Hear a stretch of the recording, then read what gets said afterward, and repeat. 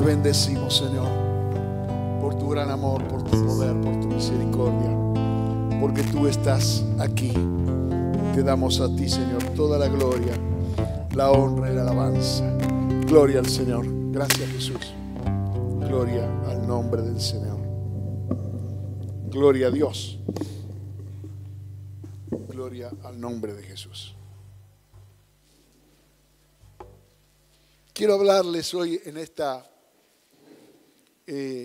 oportunidad de el ministerio actual de Jesucristo. Porque tal vez alguno de nosotros, digamos, piensa, ¿qué está haciendo Cristo ahora? ¿No es cierto? Él, ¿qué es lo que hizo antes? ¿Qué es lo que nosotros hablamos permanentemente acerca de lo que Cristo hizo en los días de su carne, en los días de su manifestación a la humanidad, su nacimiento poderoso por medio del Espíritu de Dios y las profecías que anticipaban todas las cosas que Jesús iba a hacer, cómo Él anduvo haciendo bienes y haciendo todas las cosas bien, sanando a los quebrantados por el diablo, salvando a los que estaban perdidos. Y para nosotros, luego de que Cristo es crucificado por el perdón de nuestros pecados, en un sacrificio vicario, es decir, un sacrificio por cuenta y orden, es decir, algo que Él hizo en lugar nuestro, pagando Él el precio de nuestras deudas, porque la paga del pecado es muerte y la dádiva de Dios es vida eterna en Jesucristo. Así que Él, al morir por nosotros en la cruz, pagó el precio de nuestros pecados, y sabemos que como Él fue sin pecado, como Él fue por nuestros pecados, pero no por los de Él, la muerte no lo pudo retener. Durante los tiempos de Moisés en adelante, cuando Dios envía a los israelitas a ofrecerles sacrificios en el desierto, 1600 años entre la Pascua judía, porque la Pascua judía es la noche en la cual el ángel destructor mató a los primogénitos de Egipto, no tocó la morada de los israelitas porque estaba marcada con la sangre del cordero pascual, el cordero del día de la Pascua. Y Pascua significa saltearse. Y sabemos que el ángel destructor se salteó la casa de los israelitas que habían marcado con la sangre. Pero al salir ellos al desierto, ellos ofrecían en el tabernáculo sacrificios para el perdón de los pecados, porque sin derramamiento de sangre, decía la ley, no hay perdón de pecados. Amén. Sin derramamiento de sangre no hay perdón de pecados, porque la paga del pecado es muerte y el derramamiento de sangre significaba ese perdón de los pecados. Y los israelitas ofrecían diferentes sacrificios, comenzando en el desierto con la ley de Moisés. Usted va a leer que tenían el holocausto, que era un sacrificio de consagración, y había otro tipo de ofrendas y demás. Pero todo el ritual, por llamarlo de alguna forma, todo la tradición y la costumbre que ellos mantuvieron durante 1600 años fue el derramamiento permanente de sangre. Todo el tiempo hubo una víctima que derramó su sangre para el perdón de los pecados de alguien. Normalmente el que llevaba el animal para ser sacrificado era un animal de su propia hacienda o comprado. Pero lo hacía para que haya una muerte vicaria, es decir, el cordero o el becerro o el animal que se sacrificaba en lugar del pecador que debía morir por su pecado, pero expiaba su pecado con el derramamiento de sangre inocente. Digamos, el animal no había pecado, no conocía la ley, ni tenía la capacidad de comprenderla, no podía transgredirla, no tenía iniquidad. Así que siempre el sacrificio del animal tenía que ver con esa condición que tiene el animal de no tener maldad en sí mismo, no tener opción, sigue su instinto, sigue su naturaleza. En cambio, el ser humano, a diferencia del animal, puede elegir hacer daño o no hacer daño. Puede elegir decir la verdad o mentir.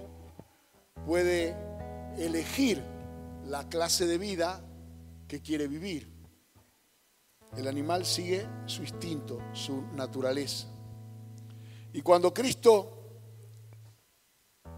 derramó su sangre por el perdón de nuestros pecados, sabemos que en la cruz Él pronunció las palabras más importantes que se hayan pronunciado jamás en toda la historia de la humanidad, que son dos palabras: consumado es. Que en realidad en la Biblia nuestra, en el Nuevo Testamento que está traducido del griego, es una palabra sola. Es una única palabra que significa consumado es. Y es una palabra que se utilizaba cuando se cerraba un negocio o cuando se cerraba un evento. De repente se hacía un evento que duraba un tiempo, cuando llegaba al final se pronunciaba esa palabra. Pero ese consumado es la obra que Jesús vino a hacer aquí en la tierra por el perdón de la humanidad. Pero sabemos que el tercer día, justamente lo que se celebra hoy, es la resurrección de Cristo. Amén. Cristo se levantó de entre los muertos y Él se presentó a los discípulos y les habló, les recriminó su incredulidad durante esos días donde ellos lloraron y sufrieron. Les dijo que vayan y hagan discípulos, les dijo que prediquen el Evangelio. Ir y predicar el Evangelio a toda criatura, lo hemos leído. Y luego dice al final, Marcos capítulo 16, el último versículo, dice, que no te lo di, pero lo agregué ahora. En el verso 19 dice, y el Señor, después que les habló, y sabemos por el Evangelio de Lucas y por el libro de los Hechos que el Señor estuvo 40 días dándole instrucciones a los discípulos, por medio del Espíritu Santo acerca del reino de Dios. Eso dice Hechos capítulo 1, verso 1. Y el Señor, después que les habló, es decir, les habló durante 40 días,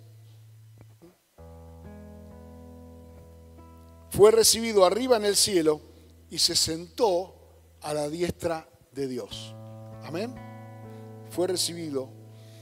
Y ellos saliendo predicaron el Evangelio en todas partes, igual que nosotros, ¿no? O como deberíamos nosotros hacer, digamos, ¿no? Pero, es decir, los evangelios se limitan a explicar lo que Cristo hizo aquí en la tierra. Y ahora Cristo está sentado a la diestra de Dios, a la diestra del Padre. ¿Y cuál es su ministerio ahí? ¿Para qué Cristo está sentado a la diestra de Dios? Amén. Vamos al Salmo 110. Salmo 110.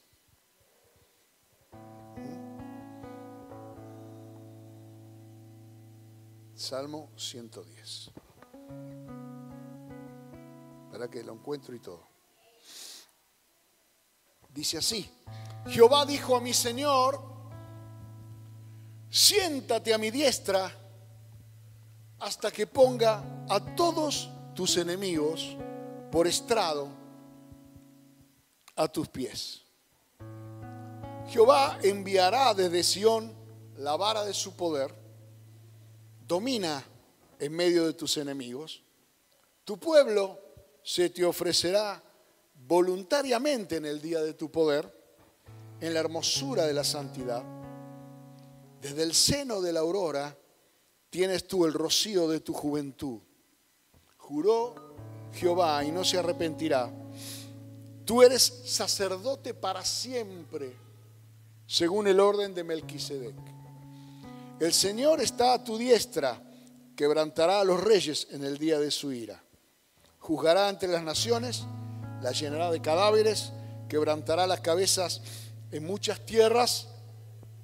Del arroyo beberá en el camino, por lo cual levantará la cabeza. Todo esto no voy a explicar todo el Salmo, que es maravilloso. Tendría que, próximamente, les prometo explicar todo el Salmo. Pero quiero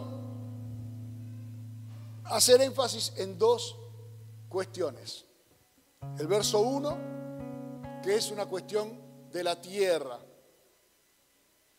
Jehová le dijo a mi Señor, siéntate a mi diestra hasta que ponga a todos tus enemigos por estrado de tus pies. Y la tierra es el estrado de los pies, dice otro salmo. Amén. Y luego dice, juró Jehová en el verso 4, y no se arrepentirá. Tú eres sacerdote para siempre, según el orden de Melquisedec. Es decir, Cristo está sentado a la diestra del Padre y están ocurriendo dos cosas al mismo tiempo. La primera, los enemigos del Señor serán sometidos, serán quebrantados. Dios prevalecerá contra todos sus enemigos. ¿Dónde cree usted que están los enemigos del Señor?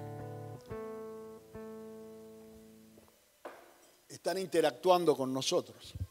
La Biblia habla de que hay un cielo, el apóstol Pablo menciona un tercer cielo,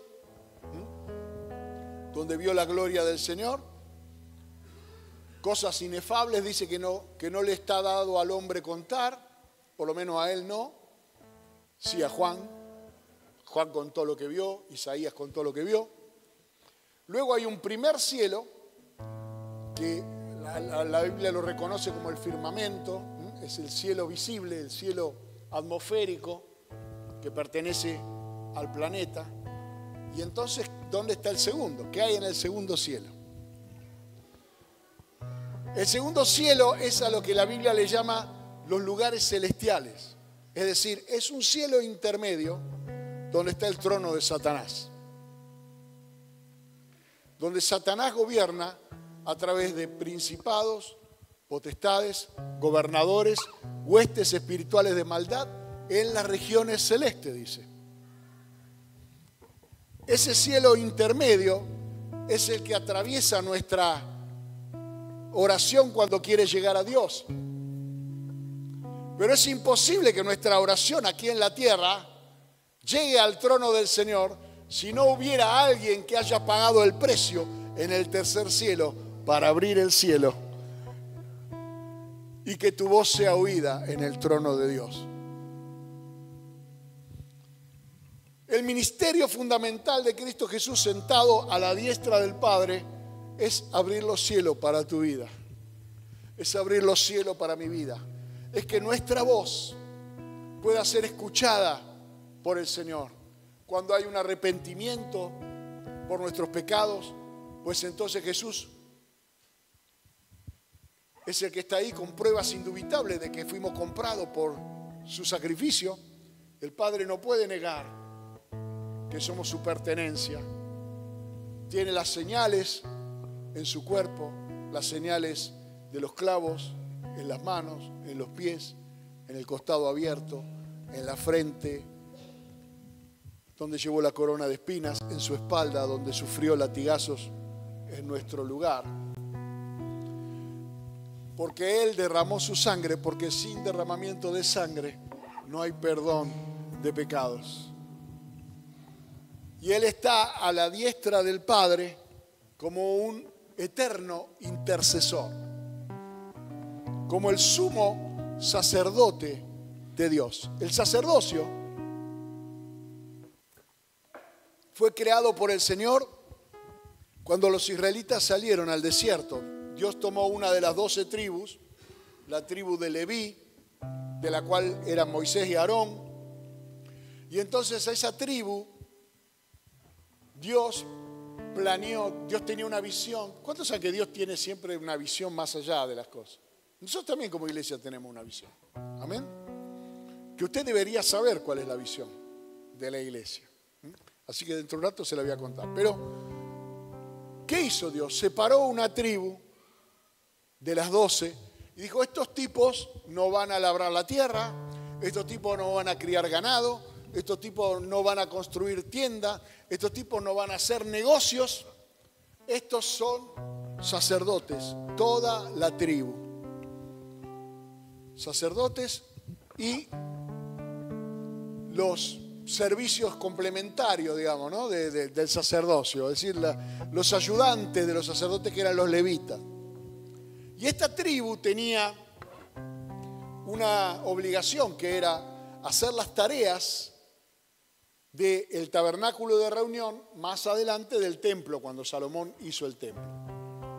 Eran los cantantes, los que cantaban los coros, eran los que dirigían todo lo que tenía que ver con la devoción, con la actitud piadosa de los israelitas. Estos levitas estaban para cumplir la ley y hacerla cumplir, para revisar los animales que se traían al sacrificio, lavarlos en el lavacro, ofrecerlos, el derramamiento de sangre, ponerlos en el altar, oficiar en los holocaustos, mantener prendida la lámpara en el lugar santo, el candelabro, la menorá, que tiene 7 brazos, reponer el aceite de oliva, cortar las mechas ahí, los pábilos, Los pábilos no podían quedar humeantes, debían mantenerse prendidos. Cambiar los panes de la proposición, 12 panes del tamaño de 12 tortas que se amasaban y tenían un poquito de mirra, porque la provisión siempre tiene algún saborcito amargo, en tanto y en cuanto estamos aquí en la tierra trabajando. Si alguno dice, no, porque mi trabajo es muy complicado, es la mirra, hermano, de tu pan. Es el poquito de mirra que tiene nuestro pan. De eso comemos, pero siempre hay una cuotita de amargura, porque eso es lo que quiere Dios que sepas, que por más que trabajes mucho y ganes mucho, siempre algo de amargura va a haber, para que podamos anhelar los cielos eternos, el lugar de nuestra provisión eterna, la dulzura del maná del cielo. El maná del cielo es dulce, el maná es Cristo, es el pan de vida que descendió a la tierra. Amén. Gloria a Dios, gloria a Dios. Y estos sacerdotes, claro, eran familia, eran educados en el oficio sacerdotal. Tenemos, por ejemplo, el profeta Jeremías, fue uno de los sacerdotes que Dios llamó y lo hizo profeta de Dios. El padre de Juan el Bautista, Zacarías, era un sacerdote que estaba oficiando en su turno cuando el ángel del Señor le apareció en el santuario y le habló de la venida de Cristo y del nacimiento de Juan. Es decir, vemos estos hombres de Dios. Claramente, seguramente, el profeta Isaías también sería un sacerdote del Señor, porque dice que él vio a Cristo en el santuario, o sea que él tuvo que poder entrar a ese lugar donde solamente los sacerdotes podían entrar. No al Santísimo, donde entraban solamente el sumo sacerdote, pero sí al lugar santo. ¿Cuántos saben cómo funcionaba en el antiguo pacto el altar de Dios? ¿Alguno sabe? ¿Quiere que lo explique? Bueno. El santuario, en general, tenía 3 lugares. El primer lugar, la entrada, tenía una puerta, ¿sí? a esa puerta se llamaba Camino. Atravesando esa puerta había una fuente de agua y un altar de bronce. Ese lugar era a cielo abierto y se llamaba el atrio o el patio, hasta donde de repente podían entrar algún gentil, pero era básicamente la primera entrada de los israelitas. Cuando usted lee el Salmo 100, cuando dice, entrad por sus puertas con acción de gracia, por sus atrios con alabanza, está hablando de ese lugar. En ese lugar se hacían dos cosas. Se revisaban los animales que se traían para el sacrificio y se lavaban para poder revisarlos, porque tenía que ser macho, de 1 año, sin defecto. O sea, tenía que cumplir una serie de requisitos. Había un checklist, digamos, el levítico, de cómo tenía que ser la víctima. Para poder revisarlo, porque sobre todo si era un animal traído de la hacienda, había que lavarlo. Para eso había un gran lavacro, ¿sí? Y luego de lavado, el sacerdote emitía un veredicto y decía si era apto o no era apto. Recuerde usted que cuando Cristo se presenta por primera vez públicamente, Él va al lavacro, Él va al bautismo de Juan el Bautista. Él pasa por las aguas, igual que una víctima, pero no habiendo alguien más grande que Él para aprobarlo, el Padre desde los cielos dijo, este es mi Hijo amado en el cual tengo contentamiento. Y da la aprobación acerca de la víctima. Él pasó por las aguas y fue aprobado. Amén. Luego se ofrecía ese animal de la siguiente forma. El que traía el animal ponía su mano, imponía las manos sobre la cabeza del animal. Porque el animal no piensa, el animal no tiene instinto, pero no toma decisiones. Entonces impartía de alguna manera su pecado, es decir, nuestras maldades sobre la víctima. Y luego de hecho esto, el sacerdote lo ponía sobre el altar de bronce, ahí era sacrificado, ahí se le cortaba el cuello para que derramara toda la sangre y era quemado en ese lugar. Un fuego importante y duraba un tiempo. Estuve analizando un poco cuánto tiempo podía durar un holocausto en un altar. Imagínense ustedes hacer en una parrilla un cordero completo. ¿Cuánto tiempo tarda? Si a veces para hacer un asado tardamos 3 horas para que esté en término medio, para quemarlo por completo, demanda muchas horas. Y el sacrificio no solamente implicaba entregar la víctima y mandarse a mudar, sino consagrar un tiempo importante en la presencia del Señor. Imagínense ustedes cuando la Biblia dice que el rey Salomón, antes de que Dios le diera sabiduría, ofreció 1000 holocaustos. ¿Cuánto tiempo estuvo Salomón en la presencia del Señor, arrepintiéndose de sus pecados? 1000 holocaustos. Calculo yo, hice unas cuentas ahí con la ayuda del GPT, del chat, tuvo unos 40 días él ahí, antes de que Dios le diga, bueno, ¿qué querés? Porque imagínese usted orar y buscar a Dios y arrepentirse de los pecados durante 40 días y Dios te va a decir, che, ¿qué querés? Algo querés, vos algo querés. Hay personas que dicen, ¿por qué Dios no me concede? Pero no están ni 5 minutos en la presencia de Dios. No anhelan esa oportunidad de presentarse y arrepentirse y clamar a Dios hasta que Dios te diga, bueno hermano, ¿qué querés? ¿Has estado golpeando la puerta de los cielos cuánto? 5 segundos. O 5 días, o 10 días, o 40 días, ¿me entiende? Hoy, por ejemplo, es un día maravilloso porque hoy celebramos la resurrección de Cristo, ¿sí? ¿Dónde le parece a usted que los cristianos deberían estar hoy? Están visitando a la familia. Este no es un día para visitar a la familia.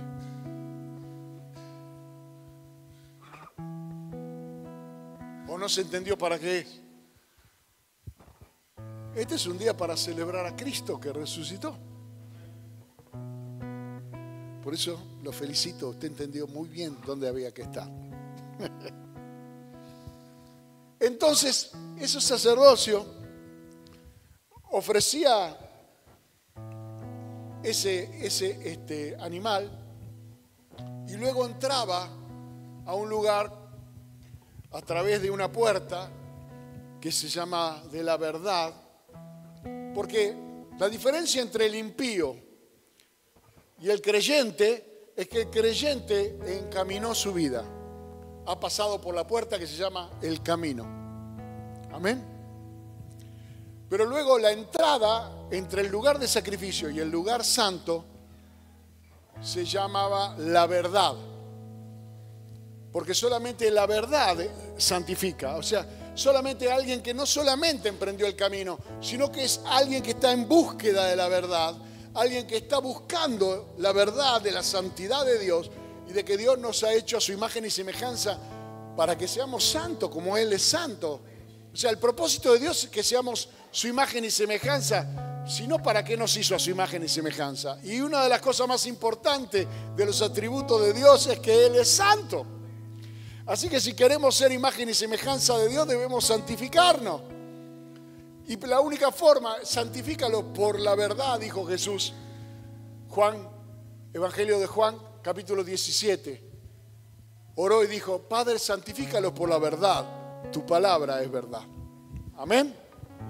Así que la puerta de entrada al santuario se llamaba la verdad. Y al entrar por la verdad, se encontraban que ya en la verdad, atravesando la verdad, ya no es la iluminación del sol. Ya no hay una iluminación natural. Ahí estaba el candelabro, la menorá, que es un candelabro que funciona con aceite de oliva, es decir, eso es semejanza del Espíritu de Dios. Los santos no caminan a la luz del mundo, los santos caminan a la luz del Espíritu de Dios. Ese aceite de oliva representa el Espíritu de Dios y en la presencia del Señor es su Espíritu el que nos ilumina, es su Espíritu el que nos muestra las cosas como son. Ya no andamos en nuestra iluminación natural, que tendrá que ver con la educación, con la suerte que tuvimos de ir al colegio o no, y tantas cosas que aprendimos. Pero ya en la presencia del Señor, es decir, en el santuario, el creyente en el santuario debe andar y decidir y moverse a la luz del Espíritu de Dios. Lo otro que había en el santuario era la mesa, con los 12 panes que representaban a las 12 tribus, que representan la provisión de Dios. Los santos han sido escogidos por Dios para que Dios sea su proveedor. Él es su alimento, Él es su sustento. Tiene un poquito de mirra, como le dijimos recién, pero es Dios nuestro proveedor. Es el proveedor de los que andan a su luz. Es el proveedor de los que han atravesado la verdad y están del otro lado de la puerta de la verdad. Y ahí en ese lugar también había un altar de incienso que representa la adoración, porque en ese altar se quemaba incienso para que el lugar estuviera constantemente perfumado. Pero ese incienso que se ofrecía en el altar también tenía sangre que se traía del otro altar. Es decir, no hay adoración para aquel que no ha muerto, para aquel que no ha decidido morir a su pecado, a su maldad, a su naturaleza pecaminosa. El altar era de incienso, pero las brasas se tomaban del altar de bronce que estaba adelante, donde había caído la sangre de los animales. ¿Me comprende? Porque siempre Cristo está presente en su sacrificio. no puedo ser salvo sin Cristo, ni puedo adorar al Padre sin Cristo. Y luego había un velo grueso, más grueso que una alfombra, un velo muy grueso, que separaba el lugar santo del lugar santísimo. Y ese velo se llamaba vida. Y es lo que separa la santidad del hombre de la santidad de Dios, es que el hombre vive. Pero al morir, nosotros seremos santos como Él es santo. Porque ese es el deseo de Dios, ser santos como yo soy santo. Ese velo es el que se rasgó cuando Cristo murió en la cruz, desde arriba hacia abajo, y abrió la entrada para que el santo y el santísimo fueran un solo espacio. Es decir, ese velo que se llama vida y que fue la vida de Cristo desgarrada, muerta por nuestros pecados, nos abrió la entrada a la presencia del Padre, para que donde Él está, nosotros también podamos estar. Por eso cuando Cristo le dijo a los discípulos, yo soy el camino, la verdad y la vida, y nadie viene al Padre si no es por mí, Él le estaba diciendo que hemos atravesado las tres puertas, las tres aberturas que había entre estar perdidos completamente y poder vivir una vida en la presencia del Padre.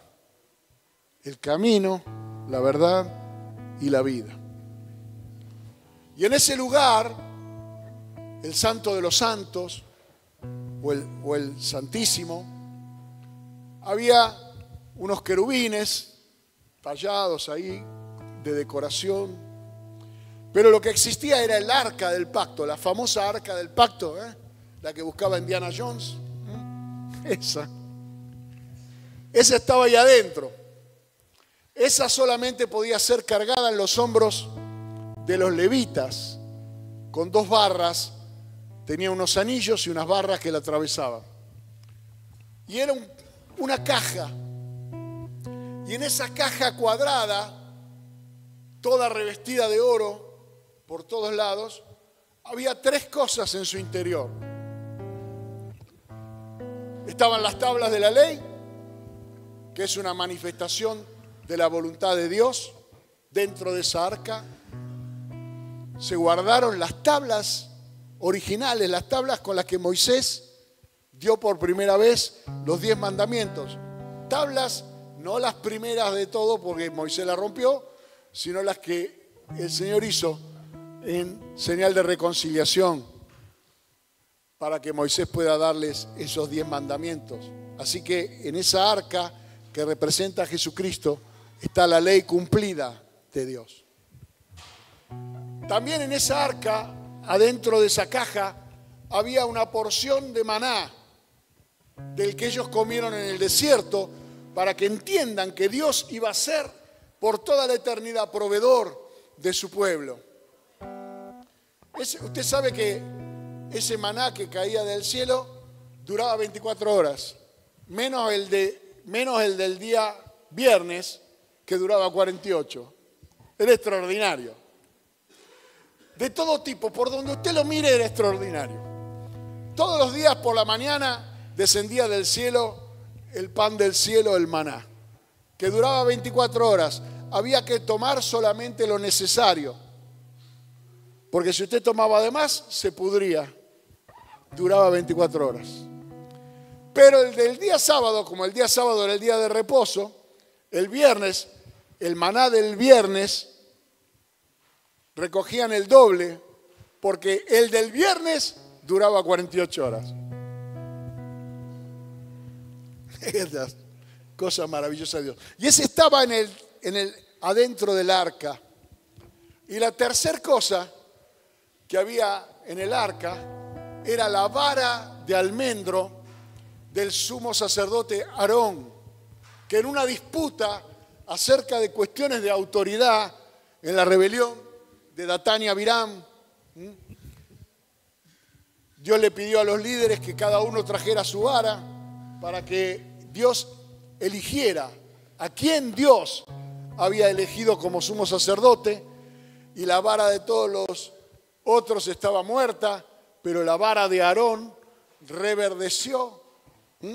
Reverdeció sin estar sembrada. El palo era una vara de almendro, reverdeció, dio hojas, flores y almendras. Y esa, así como estaba, fue guardada también dentro del arca, que representa el poder de la resurrección. Así que tenemos ahí, en el lugar más precioso del arca del Señor, la ley, la palabra de Dios, la provisión de Dios y el poder de la resurrección. Y la tapa de esa arca se llamaba el propiciatorio. En español, en inglés, ese lugar, la Biblia en inglés dice el mercy seat, es decir, el trono de misericordia. Esa tapa era el trono de misericordia. Cuando dice en el libro de Hebreos que debemos acudir al trono de misericordia para recibir perdón, está hablando de esa tapa del propiciatorio que tenía 2 querubines. Cuando en el Salmo 91 dice, el que habita al abrigo del Altísimo morará bajo la sombra del Omnipotente, está hablando de la sombra que provocan los querubines sobre la tapa, donde se derramaba también la sangre del sacrificio,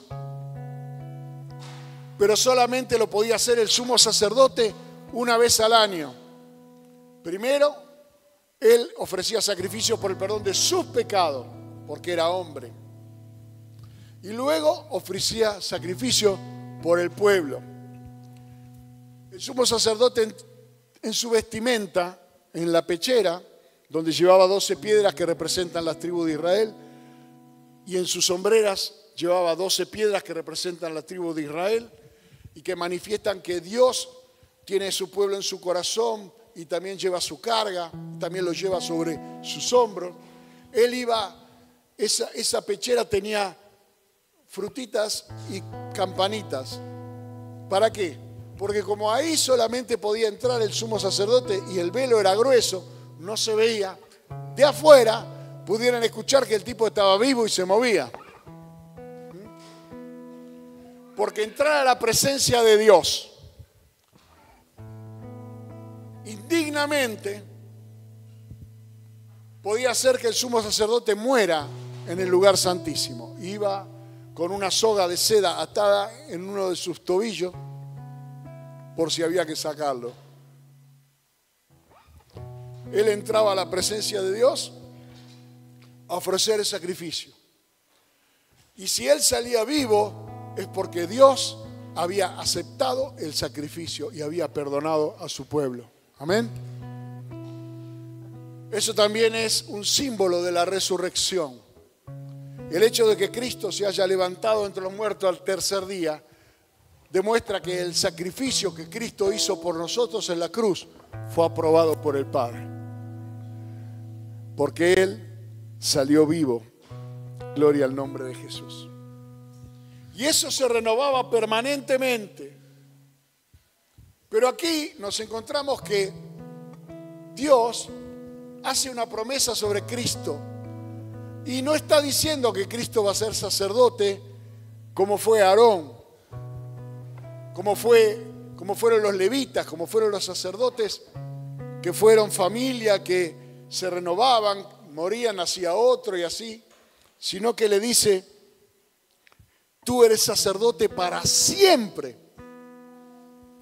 según el orden de Melquisedec. Y usted dice, ¿y este quién es? Por ahí usted conocía a Melquíades, el león ese que corría, ¿eh? Huyamos hacia la derecha. Ese era Melquíades, no era Melquisedec. ¿Quién era Melquisedec? Génesis capítulo 14, verso 18. Después de esto tomo un examen sobre Antiguo Testamento y aprueban. Génesis 14, 18. Entonces Melquisedec, rey de Salem y sacerdote del Dios Altísimo, sacó pan y vino y le bendijo a Abraham, ¿sí? Bendito sea Abraham del Dios Altísimo, creador de los cielos y de la tierra, y bendito sea el Dios Altísimo que entregó tus enemigos en tu mano. Y le dio a Abraham los diezmos de todo. Abraham venía de pelear una batalla para liberar a su sobrino Lot, que había caído cautivo. En esa batalla pelearon al lado de Abraham los reyes de Sodoma y Gomorra, de los cuales Abraham no quiso tomar nada del botín. Ni siquiera dijo, no quiero de ustedes, ni siquiera el cordón de un zapato. Nada. Quédense con todo. No quiero nada del botín de Sodoma y Gomorra, pero denme la familia que es mía, la familia. Y cuando Abraham vuelve de haber rescatado a su familia, entienda usted esto, que es una figura de redención. Es decir, es una figura de alguien que puso en peligro su vida para salvar a otro. Es decir, es una manifestación del carácter de Dios, que Dios puso la vida de Cristo para salvarnos a nosotros. Entonces este Melquisedec, que era sacerdote de Dios Altísimo, cuando no existía sacerdocio, cuando no había levitas, no había nacido Moisés, pero ya Dios tenía un sacerdote. Ya tenía Dios un hombre que intercedía por la humanidad. Ya Dios tenía a alguien que, representando a los hombres, se presentaba delante de él para bendecir a los hombres y para ofrecer sacrificio. Aquí no vemos un sacrificio con derramamiento de sangre. Vemos una santa cena. La primer santa cena de toda la Biblia. Es decir, este Melquisedec está proféticamente anunciando el sacrificio de Cristo en la cruz, el derramamiento de su sangre, el sufrimiento sobre su carne, compartiendo pan y vino con Abraham y bendiciendo a Abraham. Es decir, este Melquisedec representa el cuerpo de Cristo hoy, la iglesia del Señor, que intercede para el perdón de los pecadores, que participa del cuerpo y de la sangre de Cristo y que los bendice. Y que en contrapartida recibe los diezmos. Esta es la primera vez que en la Biblia aparece el diezmo. El diezmo no es de la ley. La ley vino muchos años después, casi 500 años después vino la ley. Así que los que dicen que el diezmo es una cuestión de la ley, ignoran la palabra de Dios, como dijo Jesús, ignoran la palabra de Dios. El diezmo simboliza la comprensión que Abraham tuvo acerca del poder de Dios que marcó la diferencia en su vida. Significa la gratitud de un hombre que sabe que come y bebe porque la mano del Señor está con él, porque su familia le pertenece a él y porque la victoria en todas las luchas de la vida pertenecen al Señor, siempre y cuando Él sea tu socio en todas las cosas. Cuando ellos eran esclavos, más adelante, usted va a leer en el libro de Génesis que cuando ellos fueron esclavos de los egipcios, ellos pagaban el quinto, no el diezmo. Por eso también hay algunos que están usando mal el Antiguo Testamento para hacer política. El quinto es el 20%, no es el 10%. Es decir, que el doble de lo que después más adelante ellos tomaron como compromiso de la ley. Lo primero que hizo Dios fue bajarle los impuestos a los israelitas, del 20 al 10. ¿Sí? Pero no los dejó en cero. Porque la gratitud demanda sacrificio. Es imposible que usted pueda demostrarle gratitud o amor a alguien si no pierde algo en el camino. Amar es básicamente perder. El soltero ocupa toda la cama, el casado ya la comparte. Y comparte el baño, y que baje la tapa, y que no baje la tapa, y todas las cosas que ocurren en una casa. Y el trabajo, porque el que trabaja un montón de horas para él, pero otro montón de horas para la esposa, para los hijos, entrega vida. Si no hay sacrificio, no hay bendición. Y el diezmo es un simbolismo de un compromiso con Dios. Si alguien después tiene alguna duda y quiere que se lo explique mejor, se lo explico mejor. Pero este es el origen. La primera reunión donde alguien se reúne con un sacerdote del Dios Altísimo es esta, no hay otra antes de esta. Y consiste en una santa cena, una bendición. ¿Cómo cree usted que lo bendijo Melquisedec a Abraham? Impuso las manos sobre él y lo bendijo. ¿Y por qué no rechazó los diezmos de Abraham? Este hombre tan santo. Salvo que acá alguno sea más santo que Melquisedec y diga, no. ¿Por qué no lo rechazó? Porque era lo que corresponde, hermano. Porque sin sacrificio no hay bendición. Bien. Ahora Dios con Cristo Jesús provoca un cambio. Un sacerdocio según la ley y un sacerdocio según Melquisedec. ¿Cuál es el modelo de la iglesia hoy? Hoy no sacrificamos animales. Entonces, ¿qué debemos hacer? Lo que hizo Melquisedec, que es lo que hacemos. Entonces dice en Hebreos capítulo 5, verso 1, porque todo sumo sacerdote, fíjense las características que tiene que tener el hombre de Dios.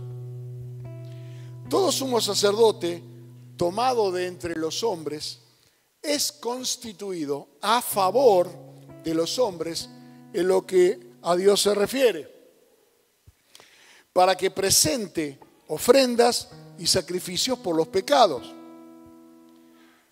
para que se muestre paciente con los ignorantes y los extraviados, puesto que él también está rodeado de debilidad.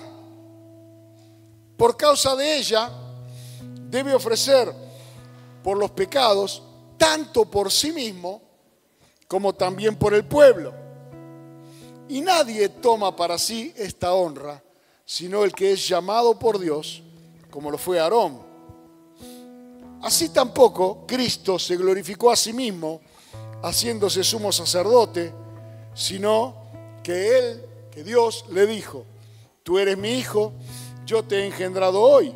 Como también dice en otro lugar, que lo hemos leído el Salmo 110, tú eres sacerdote para siempre, según el orden de Melquisedec.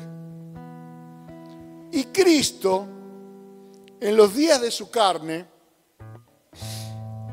ofreciendo ruegos y súplicas, con gran clamor y lágrimas, al que lo podía librar de la muerte, fue oído a causa de su temor reverente. Y aunque era hijo, por lo que padeció, aprendió la obediencia. Y habiendo sido perfeccionado, vino a ser autor de eterna salvación para todos los que le obedecen, y fue declarado por Dios sumo sacerdote según el orden de Melquisedec. Cristo logra esta honra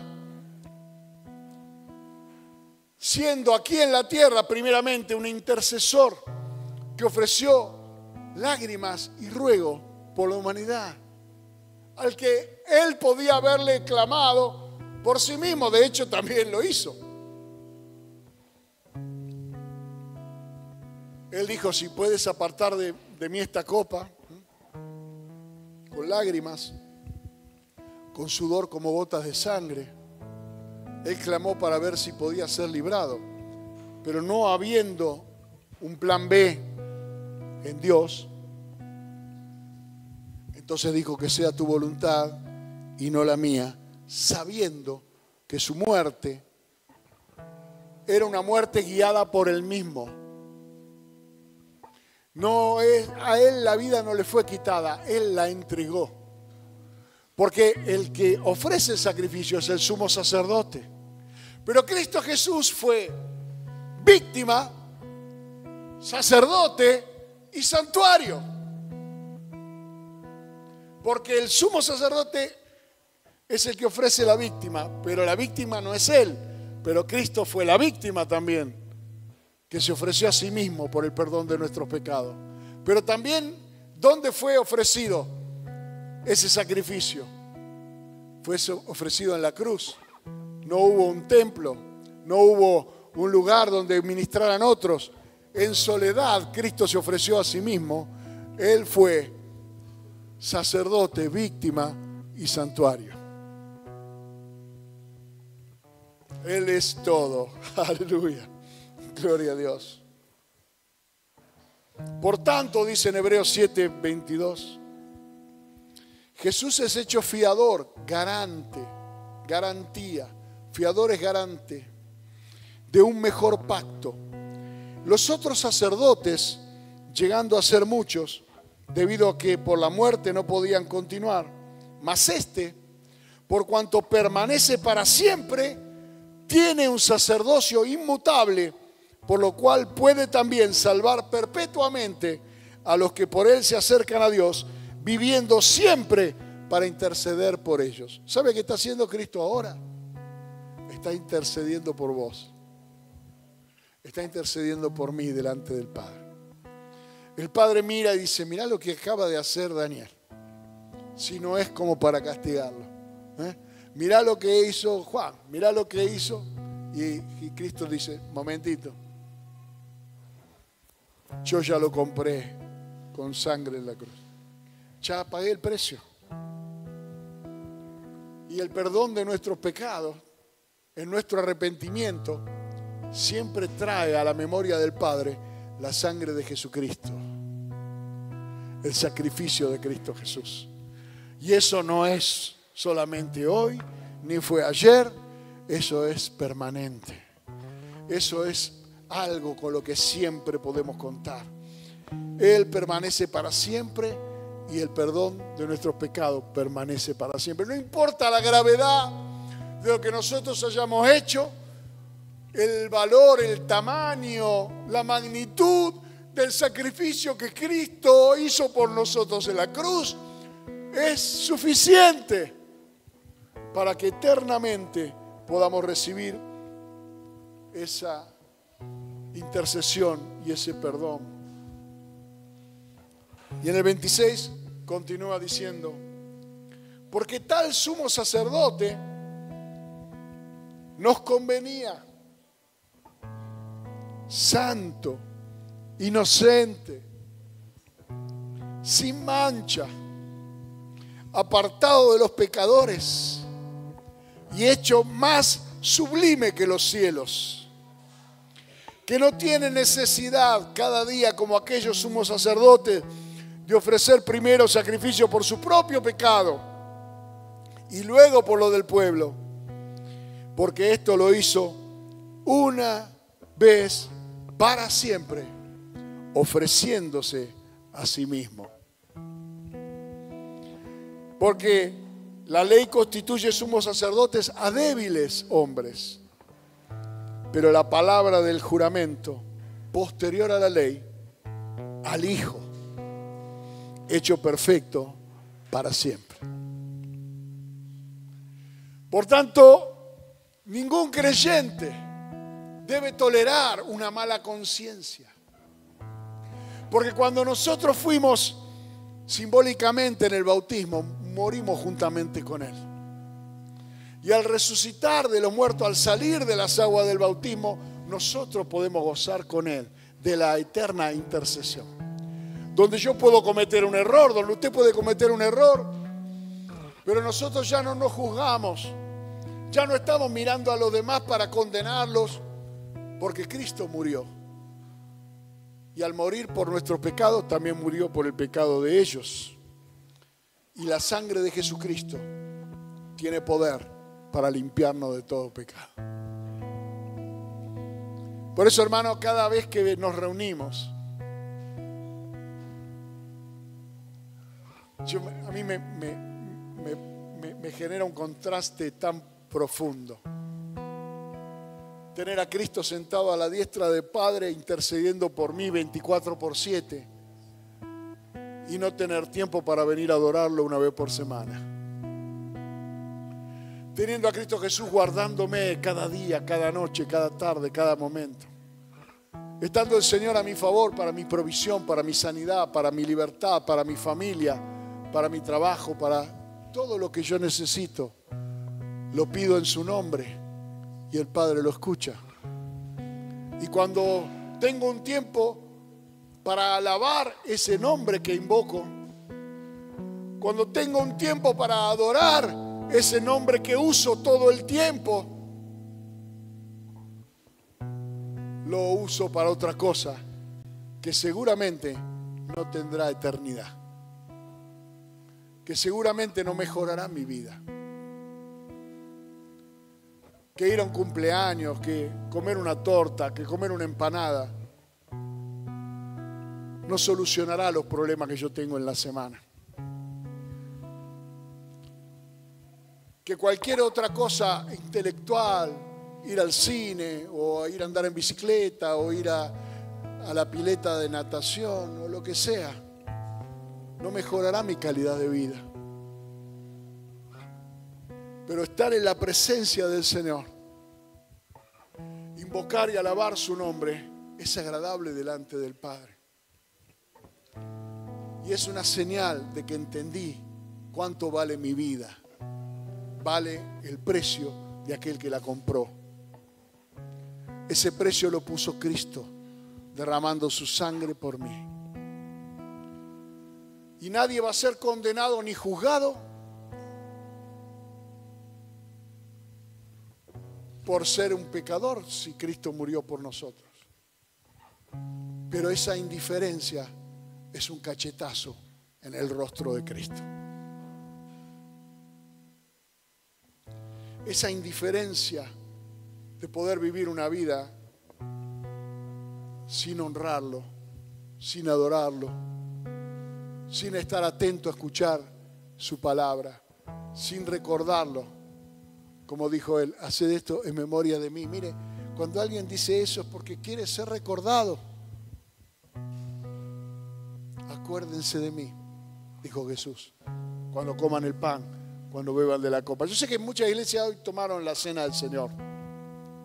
Capaz que si yo anunciaba el domingo pasado que hoy tomábamos la cena del Señor, íbamos a tener una concurrencia mayor.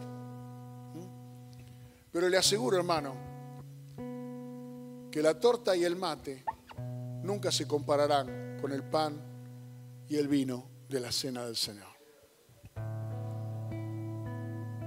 De poder tener comunión con Él y la bendición de Dios. ¿Sabe que usted cuando se va de este lugar se va bendecido?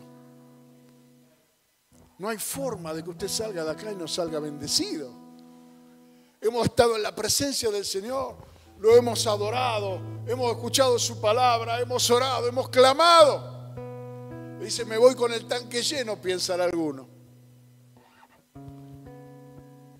Pero lo importante es mantener esta permanente vocación, teniendo un sacerdote permanente que nosotros nos ofrezcamos permanentemente, cada día, cada momento, como Cristo nos enseñó. Vamos a orar al Señor. Vamos a orar al Señor. Gloria a Dios.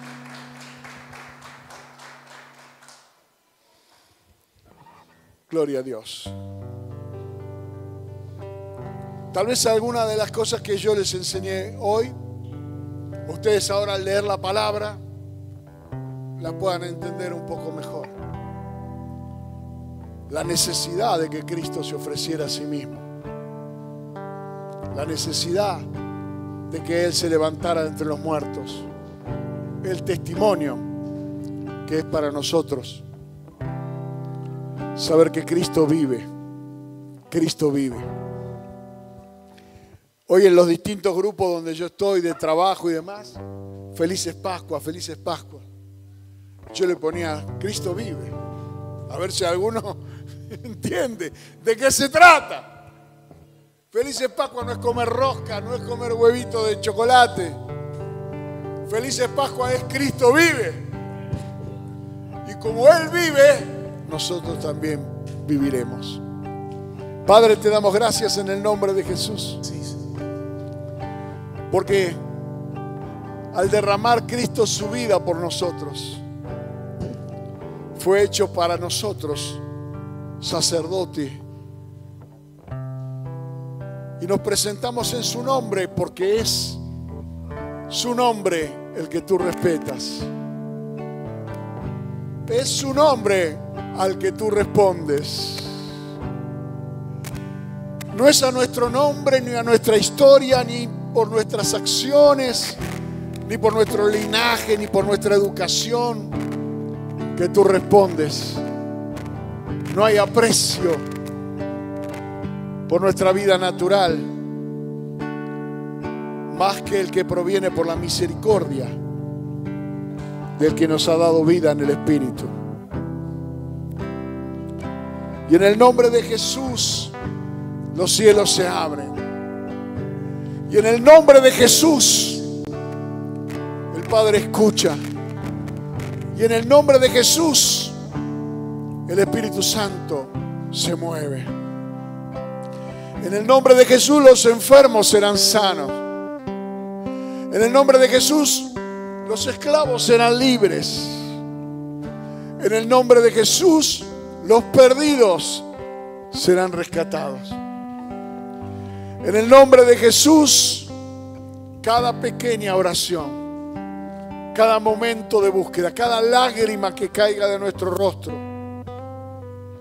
será apreciada por el Padre. En el nombre de Jesús, la trompeta va a sonar. Y en el nombre de Jesús seremos rescatados de los 4 rincones de la tierra. Y en el nombre de Jesús adoraremos a Dios. Porque toda rodilla se doblará y toda lengua confesará que Jesucristo es el Señor, para gloria de Dios Padre.